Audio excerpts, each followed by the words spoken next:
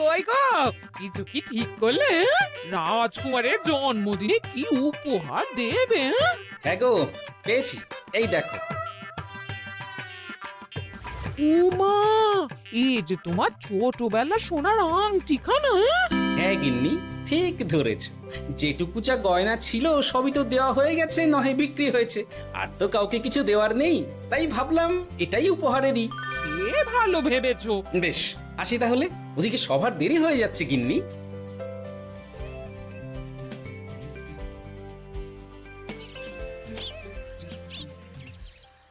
আচ্ছা শোনো, একটা কথা বলতে ভুলে গেছিলাম। আজ একটু তাড়াতাড়ি বাড়ি এসো, শাড়িওয়ালাকে আসতে বলেছি দুপুরে। আবার শাড়িওয়ালা কেন? আরে তুমি ভুলে গেলে, সামনে আমার বোনদির বিয়ে, তার জন্য নতুন শাড়ি লাগবে না গো। একমাত্র বড় মাসির মেয়ে বলে কথা। বুঝলাম। তো ওই একটা শাড়ির জন্য আবার আমাকে থাকতে হবে? 3টে শাড়ি উপহারের পাশাপাশি আমারও একটা শাড়ি চাই। হ্যাঁ আচ্ছা, তুমি নতুন শাড়ি নিয়ে কি করবে বলো তো? বিয়েটা তো তোমার বংশীর। বলি, সারাটা জীবন তো এই এক কাপড়ই কাটিয়ে দিলাম, কি দিয়েছো তুমি আমায়? কেন, এই নিজেকে আমার মতো স্বামী আর কোথাও পাবে? ও সব মন ভুলানো কথায় আর চিড়ে ভিজবে না, তাড়াতাড়ি আসবে বলে দিলাম। হ্যাঁ অগত্যা।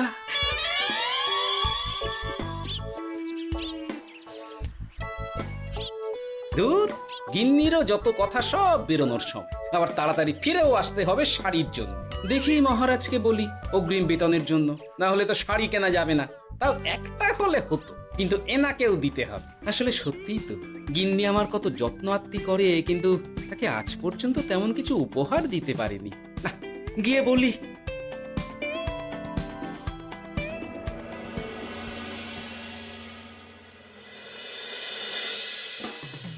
রাজকুমারের জন্মদিন উপলক্ষে যে আপনারা এত উপহার এনেছেন তার জন্য অনেক ধন্যবাদ।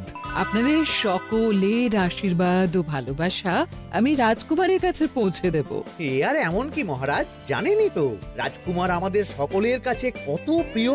ঠিক ঠিক। কিন্তু আমি অবাক হচ্ছি, আপনার প্রিয় গোপাল জন্মদিন ভুলে গেছে দেখে এখনো পর্যন্ত তার কোনো পাত্তাই নেই। হ্যাঁ তাই তো, গোপাল আসেনি কেন? এসে গেছি মহারাজ। তা বলি, এসে তো উদ্ধার করে দিয়েছো। আজ রাজকুমারের জন্মদিন, সে কথা কি মাথায় আছে? ক্ষমা করবেন মহারাজ, আসলে ওই রাজকুমারের উপহার আর গিন্নির আবদার এসবের জন্যই আমার দেরি হয়ে গেল আর কি। এই নিন রানীমা, আমার তরফ থেকে রাজকুমারের জন্য ছোট্ট উপহার। অনেক অনেক ধন্যবাদ গোপাল। তবে মহারাজ, আমারও একটা অনুরোধ ছিল। কি? আমাকে যদি অগ্রিম বেতন হিসাবে কিছু মোহর দেন, তাই নিয়ে আমাকে একটু তাড়াতাড়ি বাড়ি ফিরতে হবে। উনি বলবেন আর ওনাকে দিতে হবে, মামা বাড়ির আবদার। যেটা জানেন না তার মাঝে এত কথা বলেন কেন? হ্যাঁ, আসলে মহারাজ, আমার গিন্নির বোনের মেয়ের বিয়ে সামনে, তাই গিন্নি আবদার করেছে ওই নতুন শাড়ি কেনার জন্য। জানেনই তো বিয়ে বাড়ির কত খরচা, তাই। এ তো খুব ভালো কথা, কিন্তু অগ্রিম বেতন কেন? এমন একটা ভালো খবর দিলে আমার তরফ থেকে তোমার জন্য কিছু মোহর উপহার। এই না, ধন্য মা আপনি। আপনার মতো মা থাকতে সত্যি ছেলের কোনো চিন্তা থাকে না রানীমা। ইস, বেটা আবার সুযোগ বুঝে মোহর পেল। কেন যে আমার এমন হয় না। এবার তাহলে আসি মহারাজ, গিন্নি ওদিকে অপেক্ষা করছে। হ্যাঁ হ্যাঁ, যাও যাও, আজ তাহলে সভা এখানেই শেষ করলাম। মহারাজ, আপনার সাথে আমার একান্তে কিছু কথা আছে। আমি অন্দরমহলে গেলাম। রানীমার আবার হঠাৎ কি হলো, ব্যাপারটা দেখতে হচ্ছে।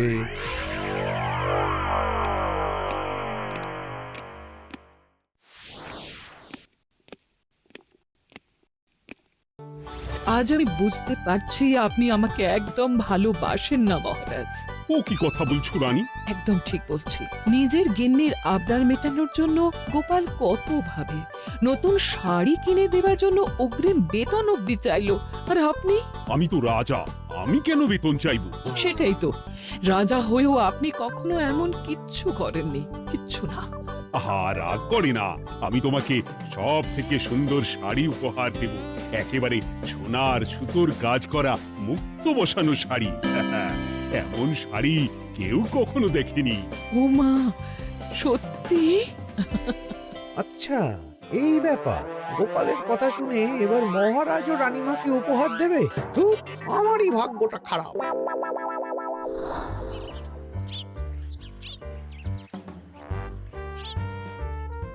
হাজার চেষ্টা করেও গোপালকে আটকানো যায় না।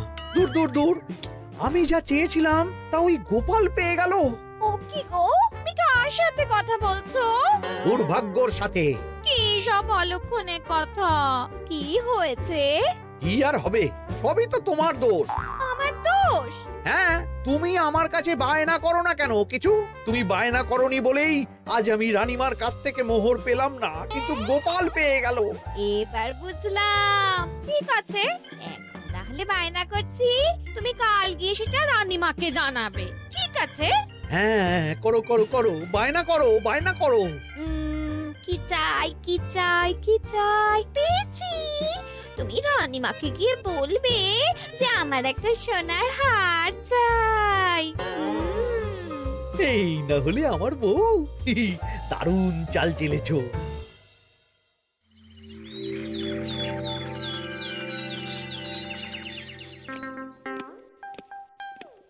কি গো মন্ত্রী, আজ যে তুমি দেরি করলে বড়। আগে মহারাজ, আমাকে সময় নিয়ে শোনাতে শোনাতে মন্ত্রীমশাইয়ের মনে হয় নিজেরই সময় জ্ঞান খারাপ হয়ে গেছে। তুমি থামো তো মহারাজ, আমারও খুব বড় একটা বিপদ হয়ে গেছে। একমাত্র রানীমাই আমাকে বাঁচাতে পারবেন। আমাকে একটু ওনার সাথে দেখা করার অনুমতি দিন মহারাজ। কিন্তু তোমাদের রানীমা তো এখানে নেই। আসলে জানোই তো যে কুমার অনেক দূরে থাকে, তাই গতকাল রাতেই রওনা দিয়েছে। সে কি, রানীমা নেই? এবার কি হবে আমার? কেন কেন কেন, কি হয়েছে? আসলে মহারাজ, আমার বউ আমার কাছে সোনার হার গড়িয়ে দেওয়ার বায়না করেছে, তাই আমার। বুঝেছি বুঝেছি, চুপ করো তুমি। এখন তোমাকে মোহর দিতে পারবো না। কেন মহারাজ? পরের মাসে দিতে পারবো। আসলে তোমাদের রানীমাকে সোনার সুতো দিয়ে কাজ করা এক শাড়ি উপহার করেছি সদ্য, যার জন্য অনেক খরচ হয়ে গেছে। তাহলে আমার সোনার হার পরের মাসে গড়িয়ে দিও। এটা তো ঠিক না। গোপাল আপনার প্রিয় বলে যখন যা চায় তখনই সাথে সাথেই পেয়ে যায়, আর আমার বেলায় এমন। এমন কোনো ব্যাপার নয় মন্ত্রী। মহারাজ, আপনি বরং আমাকে দেওয়া মোহরগুলো আমার অগ্রিম বেতন হিসেবে ধরুন, না হলে মন্ত্রীমশাই এমন অভিযোগ বারবার করবেন। আহা গোপাল, তোমাকে তো স্বয়ং রানীমা উপহার দিয়েছেন, এসব কিছু করতে হবে না। যেমন আছে তেমনই থাক। ঠিক আছে, আমিও দেখে নেব পরে। কি দেখে নেবে মন্ত্রী? না না, ও কিছু না মহারাজ, পরেই দেখে হার গড়ানোর কথা বলছি। না, মন্ত্রীর হাবভাব মোটেই ঠিক ভালো লাগছে না। বেটা মনে মনে নিশ্চয়ই কোনো ফন্দি আটছে আমার বিরুদ্ধে। কিছু একটা করতেই হবে। গোপালের ওই মোহর উপহার পাওয়াটা আমি কিছুতেই মেনে নিতে পারছি না। একটু মাথা খাটাই, একটু মাথা খাটাই। উপায় পেয়েছি। আমাকে এখনই নবাবের কাছে গিয়ে মহারাজের নামে বলতে হবে।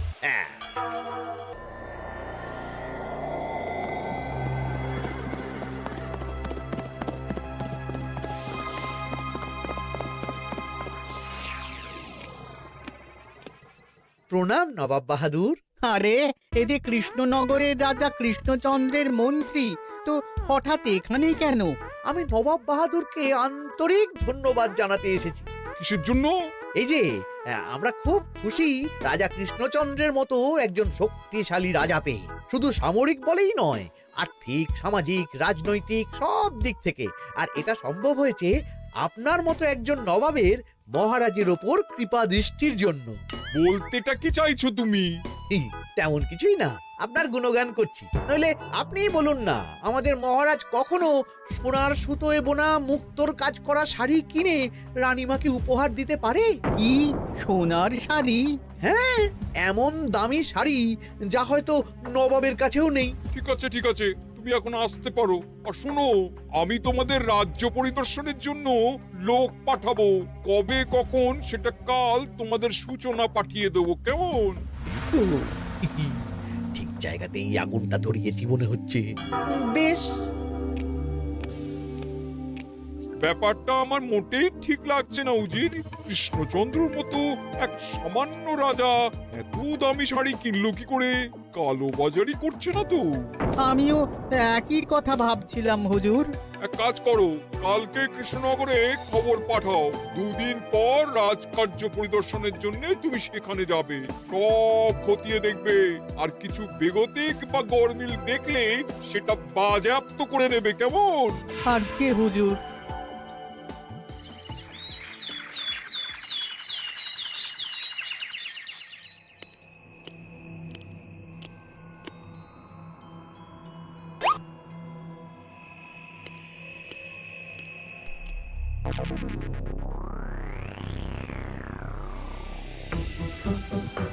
কি হয়েছে মহারাজ? কার চিঠি?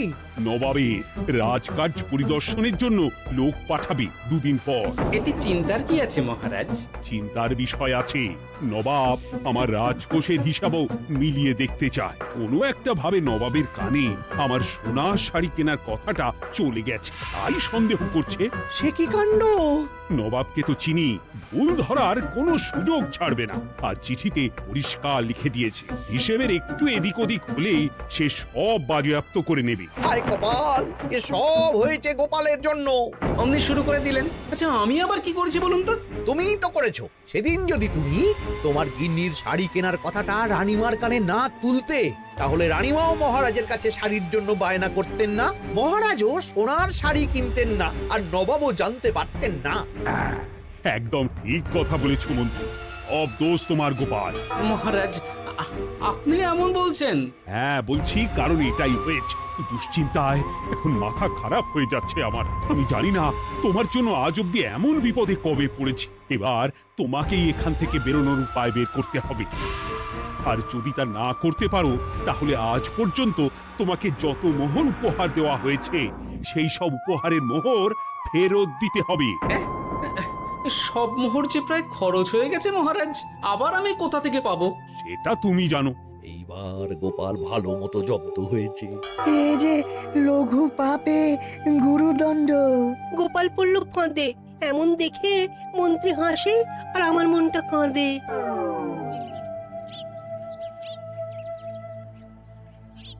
এখানে বসে কি করছো গো গিন্নি? এসে পড়েছ? ওমা, তোমার মুখটা এমন শুকনো দেখাচ্ছে কেন? আর বলো না, এই হিসেবের ঠেলায় সবকিছু বেহিসাবি হয়ে যাচ্ছে একেবারে। আচ্ছা, তুমি কি করছিলে ওই রসিদগুলো নিয়ে? দেখে হিসেব করছিলাম এই মাসে অনেক খরচ হয়েছে কিনা, সেই বুঝে পরের দিনগুলো চালাতে হবে গো। কি বলে? রসিদ দেখে হিসেব কষা? আরে, এটা তোমার মাথাতেই আসেনি। ধন্যবাদ গিন্নি, আরো একবার তোমার জন্য এই যাত্রায় আমি বেঁচে যাব মনে হচ্ছে। বেঁচে যাবে কেন? কি হয়েছে? আচ্ছা, আমাকে আবার একটু রাজপ্রাসাদে যেতে হবে। আমি এলাম গিন্নি। কি যে বলে লোকটা, কিছুই বুঝতে পারি না।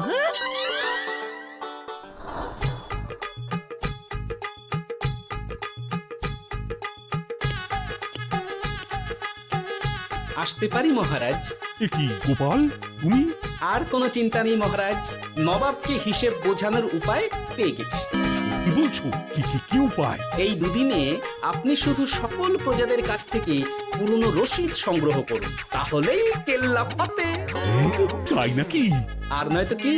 তবে এ ব্যাপারে মন্ত্রী মশাইকে কিন্তু কিচ্ছু জানতে দেওয়া যাবে না। শুধু আমি যা বলছি তাই করুন মহারাজ। সে তো বুঝলাম, কিন্তু প্রজাদের থেকে পুরনো রসিদ সংগ্রহের কথা ঘোষণা করলেই মন্ত্রী এমনি জানতে পেরে যাবে। চিন্তা করবেন না মহারাজ, আমার কাছে এটারও উপায় আছে। আপনি শুধু খেয়াল রাখবেন যাতে এই কথা 5 কান না হয়। বাকিটা ভরসা রাখুন, কৃষ্ণনগরের একটা ঘাসও নবাব বাজেয়াপ্ত করতে পারবে না।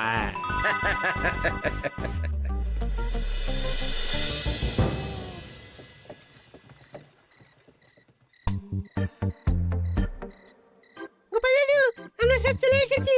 ভালো সময় এসেছিস, তোদের দাদুর ভবিষ্যৎ এখন তোদেরই হাতে। আপন করে বলছো কেন দাদু?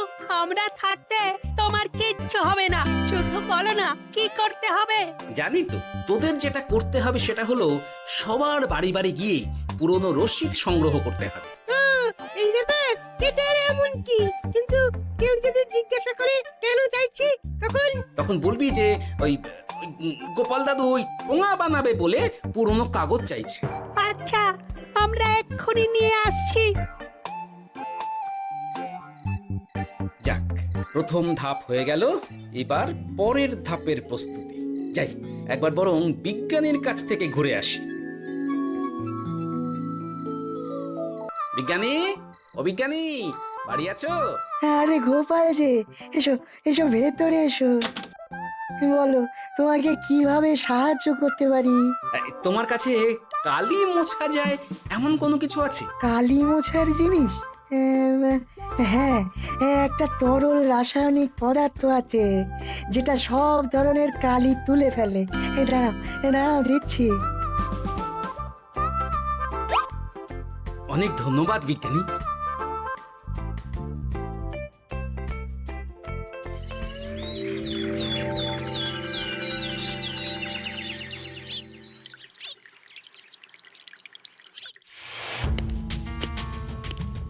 আসুন আসুন, আপনার জন্যই তো অপেক্ষা করছিলাম। তাই নাকি? এতটা পথ উনি এসেছেন, আগে ওনার জন্য শরবত ও মিষ্টির ব্যবস্থা করি। এই যে মহারাজ, আমি জল মিষ্টির ব্যবস্থা করে এনেছি, এটাও সাথে নিন। এটা কি? কেন, হিসেব ভোলা ময়রা পাঠিয়েছে এই মিষ্টি ও শরবতের দাম। এর মধ্যে এই কাজের সাথে যুক্ত ভোলা ময়রা আর তার পরিচারকের পারিশ্রমিকও যুক্ত আছে। হ্যাঁ, আসলে আমাদের মহারাজ তো প্রতিদিনের খরচ খুব হিসেব করে চলেন, তাই। ও, আমি একটু বসবো? নিশ্চয়ই, ওই তো ওদিকে বসার জায়গা। আপনি কি হাওয়া খাবেন উজির সাহেব? তাহলে রশিদে ওটাও যুক্ত করব।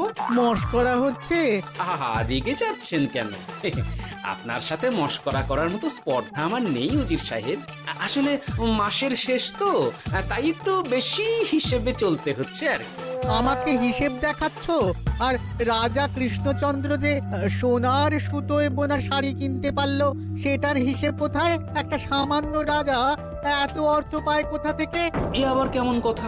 মহারাজ যা কিনেছেন সেটা তো তার জমানো অর্থ দিয়েই কেনা। আমি বিপথে কোনো কাজ করি না। সেটা তো রাজকোষের হিসেব দেখলেই বোঝা যাবে। শুনে রাখো গোপাল, একটুও যদি হিসেব এদিক ওদিক দেখি না, তাহলে সব বাজেয়াপ্ত করে দেব। কোনো চালাকি নয়, কোনো চালাকি নয়। বেশ, তবে করুন হিসেব। আমাদের কাছে কিন্তু সব কিছু রসিদ আছে। কই গো, আনো সব, আনো আনো।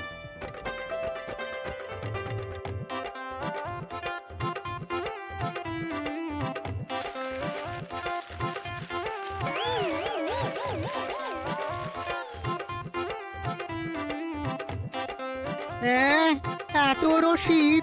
আপনি বরং নিশ্চিন্তে হিসেব কষে নিন, আমরা আসি।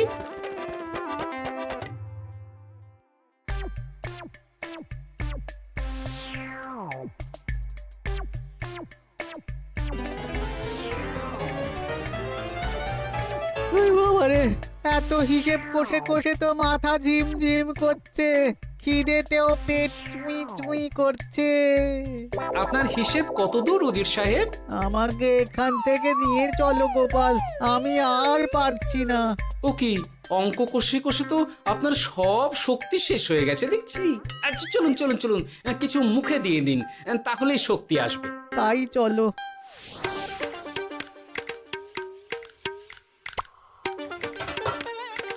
নিন, এটা হলো দুপুরের খাবার, আনাজ মশলা এমনকি রান্নার ঠাকুরেরও পারিশ্রমিকের হিসেব।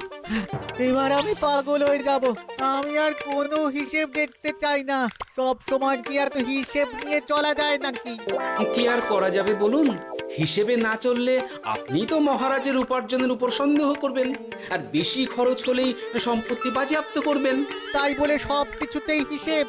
কোনো একদিকে বেশি খরচ হলে বাকি দিকগুলো এইভাবেই কম করে চলতে হয়। কি ঠিক বলিনি?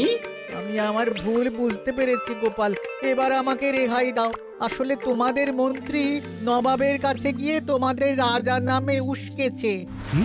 মন্ত্রী? এই রে, খেয়েছে, আর পালাতে হবে দেখছি। ঠিক জানতাম, মোহরের জন্যই এত কিছু। তাই তো নবাব এমন করেছেন। বেশ, এবার আমি ফিরে গিয়ে নবাবকে সব জানিয়ে দিচ্ছি। সত্যি গোপাল, তোমার তুলনা হয় না। আর মন্ত্রী, আগে মহারাজ, তুমি যা করেছো তার কোনো ক্ষমা নেই। তোমার জন্যই আমার এত হয়রানি হয়েছে। ভুল হয়ে গেছে, আমাকে ক্ষমা করে দিন মহারাজ। গোপালের ওপরে হিংসে করে এমন করেছি, আর হবে না। একটা সুযোগ দিন মহারাজ। হ্যাঁ মহারাজ, সুযোগ দিয়েই দিন। বেশ, তবে তোমার শাস্তি হলো রানীমাকে আমি যে সোনা শাড়ি কিনে দিয়েছি সেটার পুরো দাম তোমাকে আমায় দিতে হবে। হ্যাঁ?